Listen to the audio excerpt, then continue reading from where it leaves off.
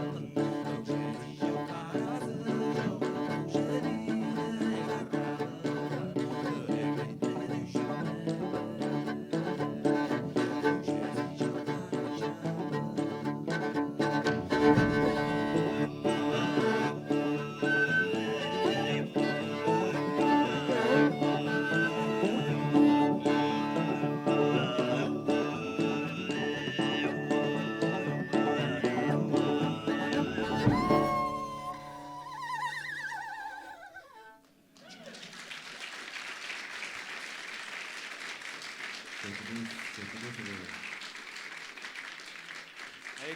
амар бэлгэн амар брэги шүпто Washington ажил ишарат жонно. There was a Alash good afternoon. Washington DC. We were happy play for you. My English not so big, but we have friends who is from Republican Wisconsin. This guy say like this. Okay, Sean Quirk maybe help for us today for about music and.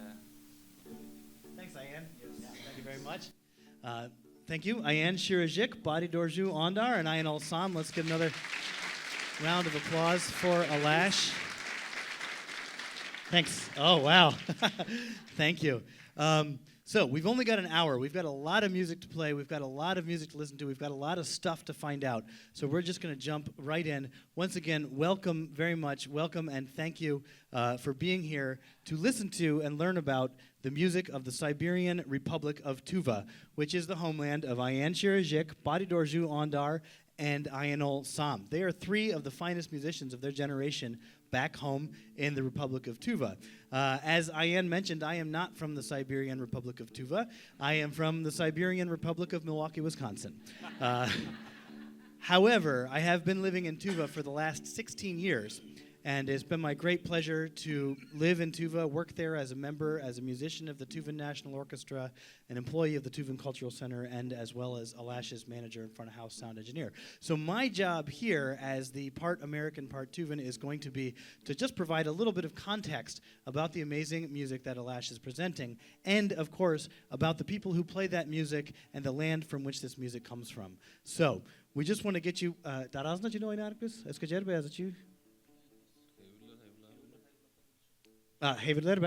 So we're going to jump right into a part of the music that's really important and exciting for people. But just so you know, if anybody in this room is not clear on where Tuva is, that's okay. You don't see Tuva on a world map. Tuva is... politically, it's a state within the Russian Federation, just like Wisconsin is a state within the United States. Tuva is a part of the Russian Federation, but Tuvan people are not Russians. And Tuva is located just north of Mongolia on the map. If you want to find Tuva, it's just north of the western part of Mongolia. And Tuva and Mongolia share many things culturally, including the nomadic way of life, living in round felt tents that are called ger in Mongolian or og in Tuvan, yurt in the English language. However, there are certain things that make Tuva its very own cultural identity. Foremost among these is the Tuvan language. Tuvan people have their own language, which is Tuvan. Tuva has its own amazing, interesting, and beautiful history that stretches back in time for a very long time. And, of course, Tuvan music is distinctly and 100% Tuvan, and it is part of what it means to be a Tuvan person. The identity of Tuva is wrapped up very closely with this music. We're going to jump into a part of the music that is the oldest part of the music, according to ethnomusicological scholars.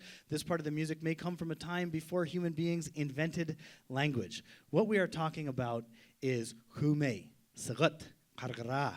This is vocal music from Tuva that in the English language gets called Tuvan throat singing.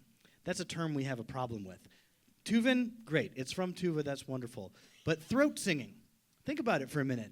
We're here in the Library of Congress. We have the gathered knowledge of millennia right here. I would like to send you all out into this building and find me evidence of one singing tradition where people don't use their throat. Anybody who does that, I will kill a sheep for you and cook it up.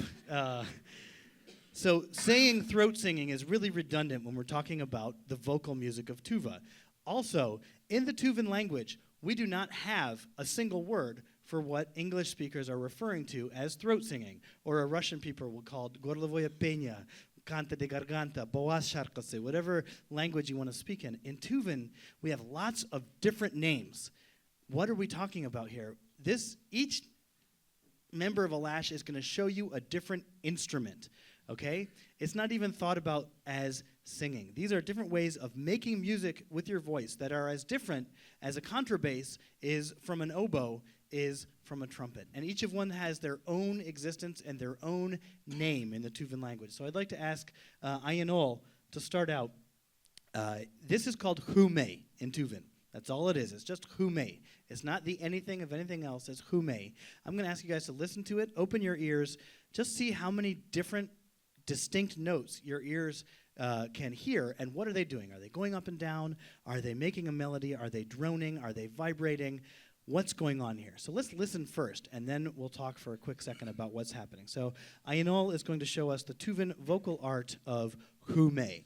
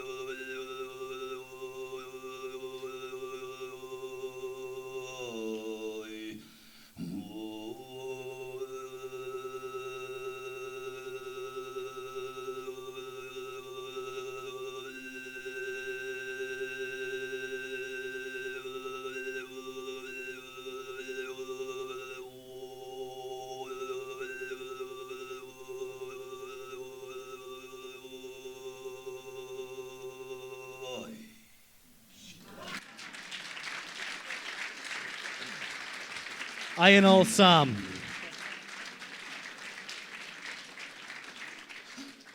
All right, thank you very much, Ayan-ool. Ayan-ool Sam performing for us who-mei. This is a beautiful and delicate art with lots of subtle things that are happening in there, and I'm sure that all you guys could hear. There was all kinds of different notes that all of a sudden our ears could hear.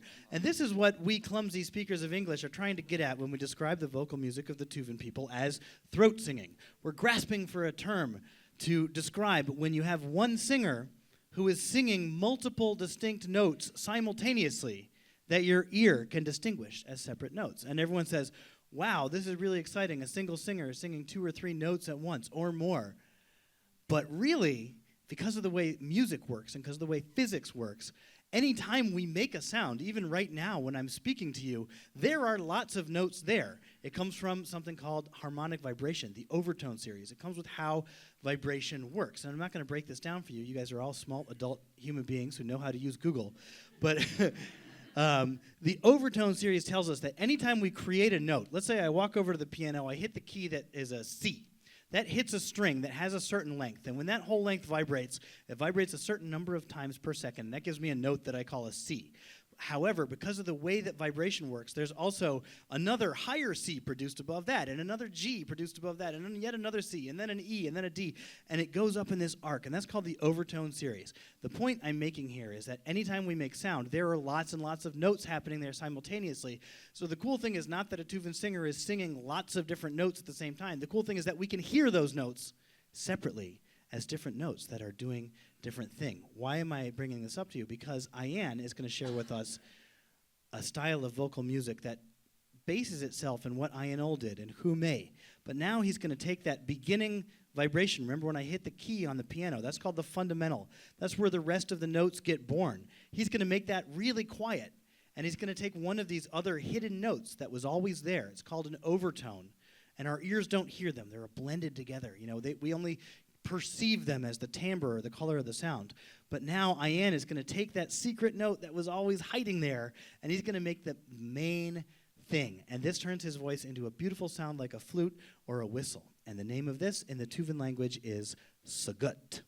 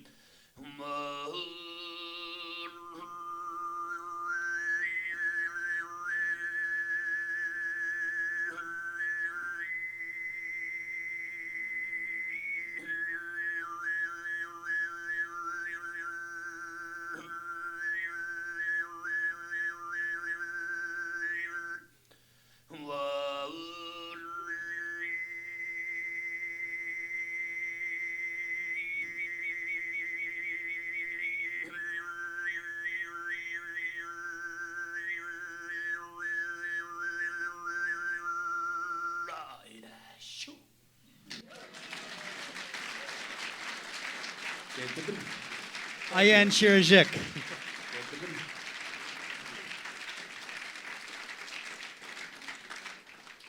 Alrighty, thank you very much, Ayan. That's sygyt. That's sygyt. In Tuvan, it's close to the word sygyrar, which means to whistle. And you can hear what was happening there, but it's not whistling, of course, at all. It's pure manipulation of timbre. And those of you that are musicians in the audience know that when you get a harmonic, when you get an overtone, it has exactly that same beautiful, clear, bell-like sound. So that's sygyt. Now, in Tuva, there's tons and tons of different ways of using your voice to make music. But since we only have 3 musicians with us today, we're going to show you 3 of what we sort of consider to be the main areas. And Body's going to show us something a little bit different.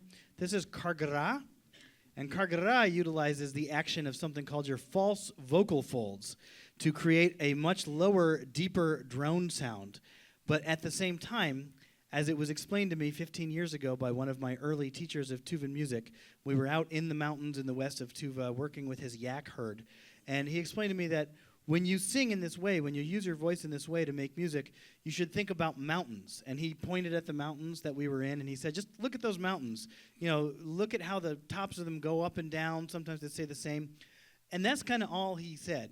And after several months, I realized that perhaps what he was talking about, and you're going to hear this in this music, you have a very deep bass. You have a low bass. It doesn't change. It never changes. It stays the same. That's the ground from which the mountains rise.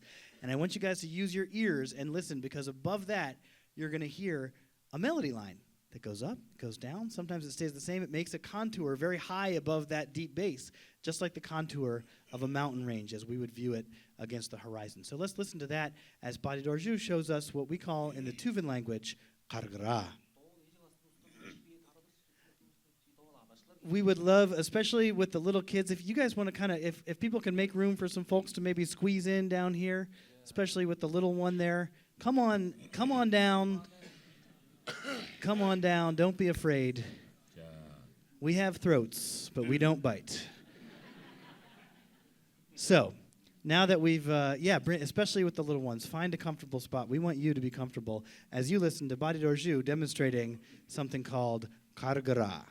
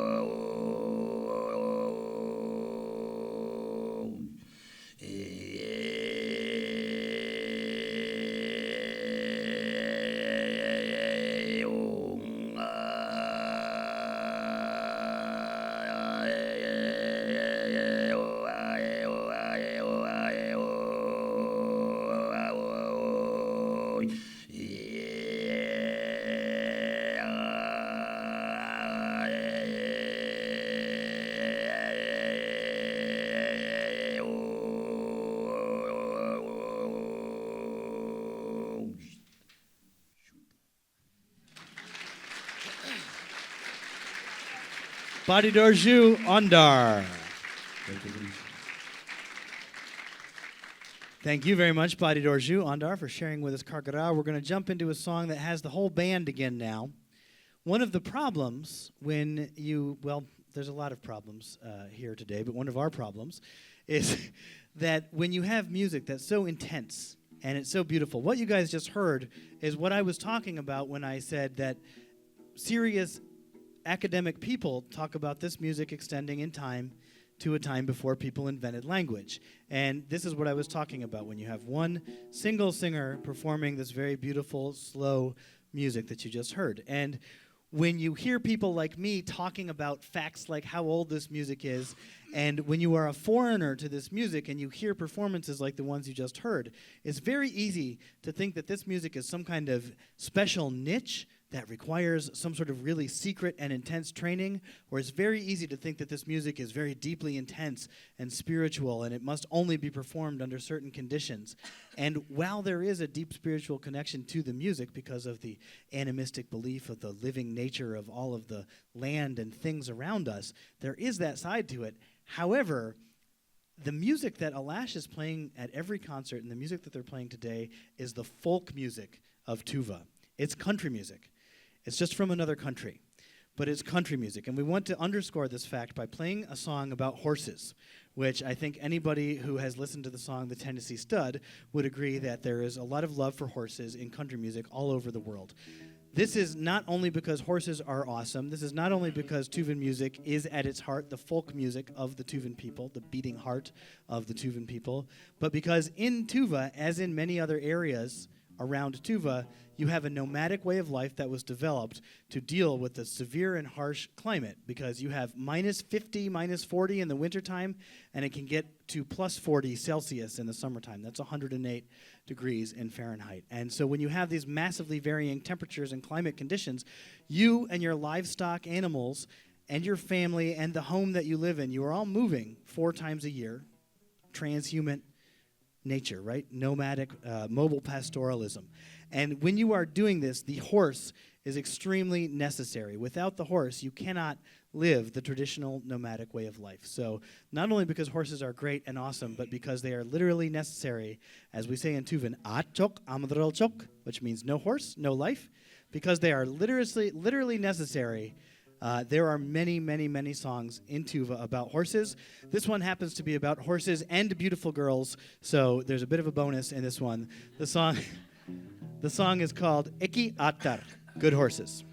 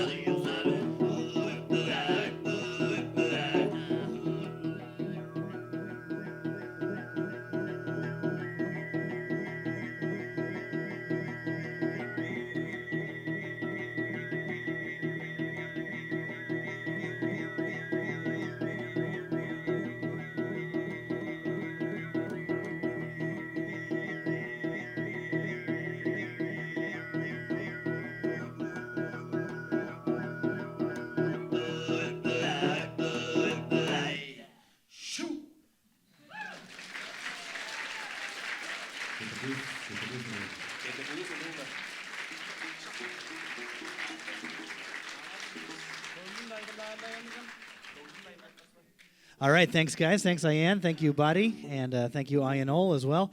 So we're going to turn our attention to the instruments very quickly. This is another one of our problems that we face as a band. Whenever we go somewhere, you look on the poster and it says, Alash, Tuvan throat singers. And people come and they're expecting either a purely vocal concert or they're expecting something that's not musical at all, because we're using this scary anatomical term of throat singing, and everyone thinks they're going to come in and see some sort of really strange stuff happening. But it's music, and our goal is to be understood as Tuvan musicians. And what we describe as throat singing is merely one of the many interlocking parts that works together to form a coherent sound aesthetic, a coherent way of evaluating sound, producing sound, talking about sound, deciding what is a good sound. And this aesthetic in Tuva is a little bit different. And in order to have a complete musical art form, we can't just have vocal arts. Yes, we have quote-unquote throat singing. We have regular singing. But those songs have words, and those words carry meaning, and they tell stories. And of course, another very important element of the music that works together within the Tuvan musical thought, the musical sound aesthetic, are the instruments that we've brought with us today.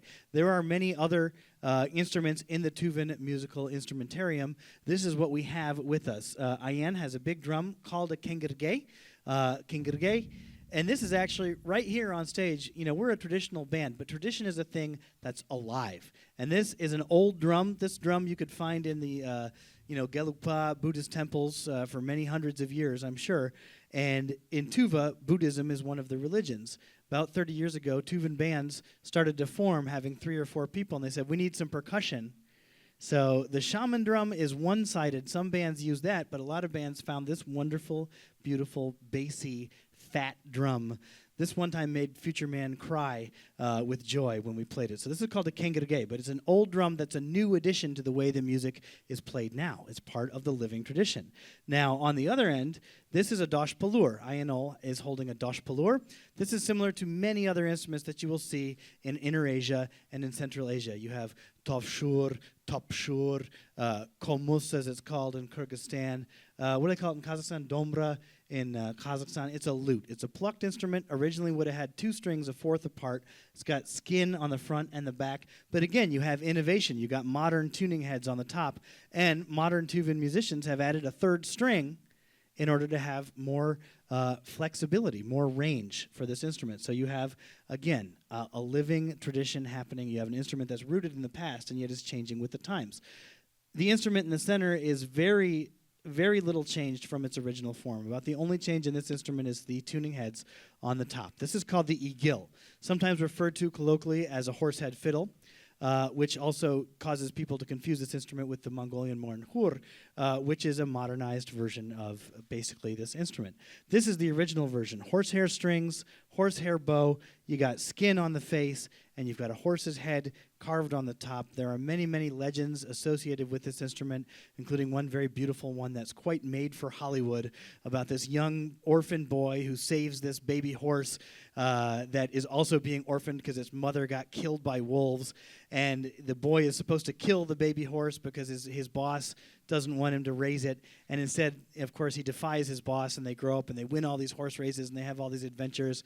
The horse gets killed by the jealous boss, and eventually the spirit of the horse comes back to the young man, the orphan, and teaches him how to make this instrument using larch wood, which is a very sacred and important tree in the animistic tradition of Tuva, and using the skin and hair from the horse itself, thus incarnating the spirit of the horse into this instrument. So in one way, you could say that this instrument personifies the relationship that Tuvan people and horses have. It's a relationship of mutual benefit. It's a relationship of mutual respect. It's a relationship of love. The Tuvan people value the horse very highly, as I'm sure you can tell. And so this song is a song about this instrument. The name of this instrument in Tuvan is igil. Igil. Some Tuvan people will tell you that it comes from the word igil, to come back to me, because that's what the boy said to the spirit of his beloved friend when he built the instrument, and he called the spirit of the horse back into the instrument. So the song is called Igilimni, my igil, who-mei. my who-mei, my igil and my who-mei.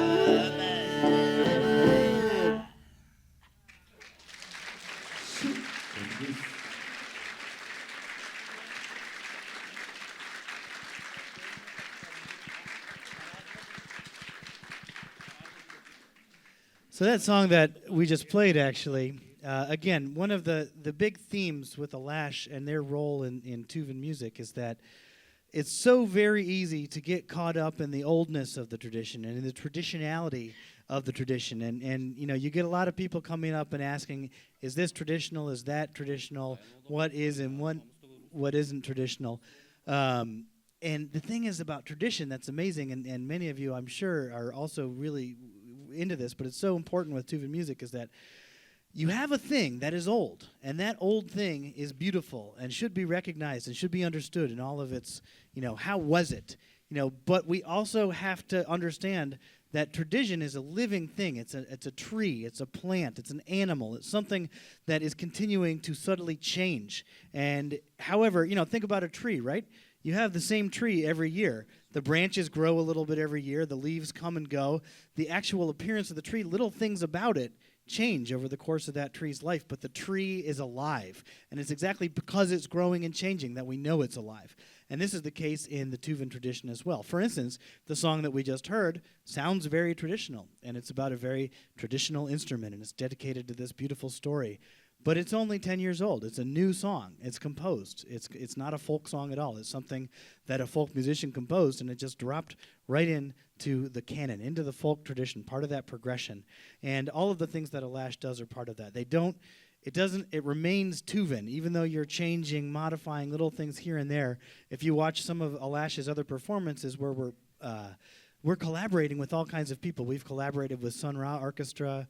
We've collaborated with Bela Fleck, bluegrass guys. We've collaborated with hip-hop musicians, beatboxers, the whole spectrum. And we're always finding ways that this living tradition can continue to grow and change and yet maintain its own identity. So that's a really important theme for Alash and for Tuva musicians as a whole, because you actually find a lot of places around Tuva that suffered much worse from, say, the cultural dicta of the Soviet Union that changed their, that forbid certain things in their traditional music, and they're only now beginning to revive these things that had passed away. With Tuvan music, there's not a whole lot that needs to be revived. Fortunately, because of the vagaries of history, all of these traditions have come down to the musicians on stage unbroken. We're going to play for you an instrument that showcases a little bit of the unique sort of sound thought of the Tuvan people. This is an instrument that is common across many, many cultures. You probably can't even see it. Ayan-ool is clutching it in his left hand there. It is a tiny instrument. In Tuvan, we would call this demir xomus, or the metal jaw harp. In English, you would call it a jaw harp, a Jew harp, a trummel, a trump, a mouth harp. And this is an instrument that is common in many, many, many, many cultures. However, each culture has their own particular way of playing it. And Ayan-ool would like to show for us now how a Tuvan, with a Tuvan perception, a Tuvan sound aesthetic, creates a beautiful sound world on this one tiny little metal instrument, the metal jaw harp, or in Tuvan, demir xomus.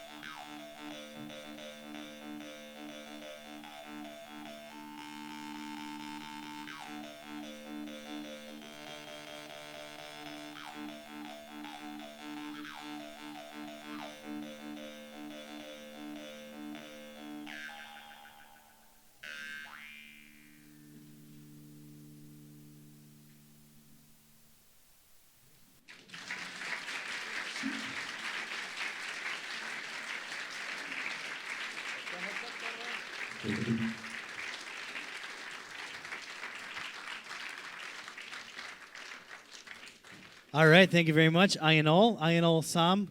Ayan-ool got the nickname of the golden throat of Tuva back when we were touring with Bela Fleck and the Flecktones. If you ever want to hear Jingle Bells performed by banjo and throat, it's a really beautiful duet, actually. And Bela got it right away. He always understood that the members of Alash and that musicians from Tuva are musicians. And it was always a great joy for us to hear him describe Alash as some of the finest musicians he'd ever worked with. So he's a guy who gets it. So now we're going to play a song this is pure Alash. In case you want to ask, okay, Alash, you guys are playing traditional music. That's great. What is the thing that you do that makes your mark within the traditional music? And of course, this is a conversation that could go on for quite a long time. But one of the really special things that Alash does in terms of their responsibility as bearers of this tradition, who are both charged with keeping the tradition and understanding the traditional ways, but also growing it into the future. And one of the ways in which they have contributed to the development of the tradition is in their arrangements of songs, and in their arrangements, and in using these vocal instruments, these Tuvan vocal techniques, like instruments that can be arranged and that can have various interacting parts that create a whole mobile, interacting, gear-shifting sound world. So Alash is going to demonstrate for you one of those arrangements. This one has actually won them multiple prizes in music competitions. This is an arrangement of very old stuff, old verses about, what is it? My throat is a lot like the cuckoo. My throat is like the cuckoo, except way better. So take that, cuckoo. You can have the morning. The rest of the day is mine. No, it compares the sounds. And so you are going to hear Alash arranging the different vocal instruments that they demonstrated for you, along with some other ones that they didn't demonstrate for you, and putting it together in their own unique interpretation of this old traditional tune, Igil Samni, or as we call it in English, My Throat, the Cuckoo.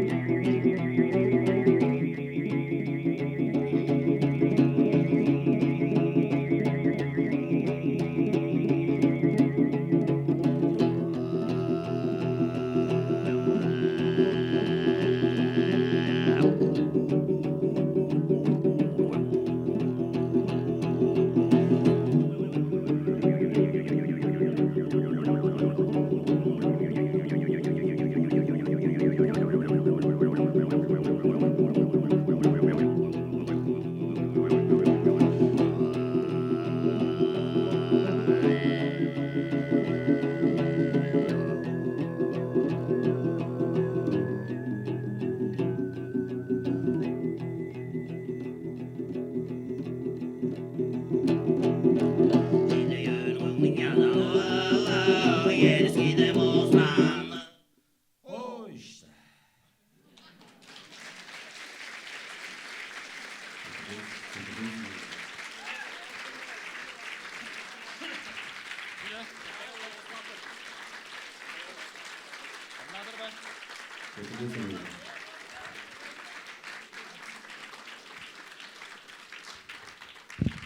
All right, thank you very much, Ayan-ool, Bady, and Ayan. Thank you guys for being here. We have a very limited time left. I know everyone's really busy. It's okay. It's okay. We're going to have one more song. My suggestion is that, I know that people certainly have questions and want to get answers. My suggestion is that we do another song, and then those of you that want to skedaddle can skedaddle. And if somebody can reunite me with the black suitcase that exists somewhere in the room, I will be more than happy to field your questions afterwards in sort of an informal Q&A session. I'll be joined by my aide and band uncle, Scott, who's going to help us out. But I think that's probably the best way to do this because we really want to play some more music for you guys. We're very deeply grateful, of course. We're happy to be here in such a storied institution. Thank you to John Fenn. Thank you to Thea Austin for having. Thank you to my colleagues Mike and Jay back on the sound. Thank you for helping us out through some troubled waters. Oh, yes, and John on the recording. And thank you all for coming. Our website is alasheensemble.com. Oh, that's the other thing. Yeah, in my black suitcase, I have CDs. So if any of you guys want to receive the music from me in physical form in exchange for American dollars, we can do that, as well as answer your questions simultaneously. But also, too, if there's some question that you don't get answered or you have to run or whatever, or you just want to be in touch with us, alasheensemble.com. You put your email in there. Because we are on the Smithsonian Folkways label, we're very happy to have had our most recent album produced on that. We do tend to be in the area more than you think some Siberians would. So definitely sign up, come out and hang out. We're always playing, at least every year we're playing somewhere in the greater D.C. area. So, once again, we're very thankful to all of the people we've worked with here in the past in D.C., like the Folklife Center and Smithsonian Folkways, and we're very grateful to Library of Congress and American Folklife Center here for having us today. So, with that being said, I'm going to go look for my suitcase, and the band is going to lead us on a merry Tuvan sing-along. Y'all didn't know that you were going to come out of here throat singers, did you? It's going to be really easy. They'll show you what to do. The song is called Ashu Dekeo. It's about horses and girls. And Ashu Dekeo is a Tuvan phrase that when you translate it into English, what does it mean? Yeah, that's right. That's the translation, right? This is Ayan Shirizhik, my interpreter. Thanks, man. Yeah, so. All right, you ready, man? You ready? All right. You take it away. So you guys listen to Ayan. He can teach you how to sing the song. Let's have one more big round of applause for Alash and for the Library of Congress, the Folklife Center. Thank you.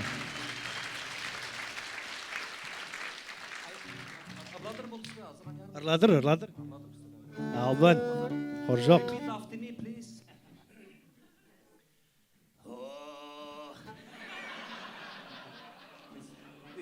This joke. This is my joke.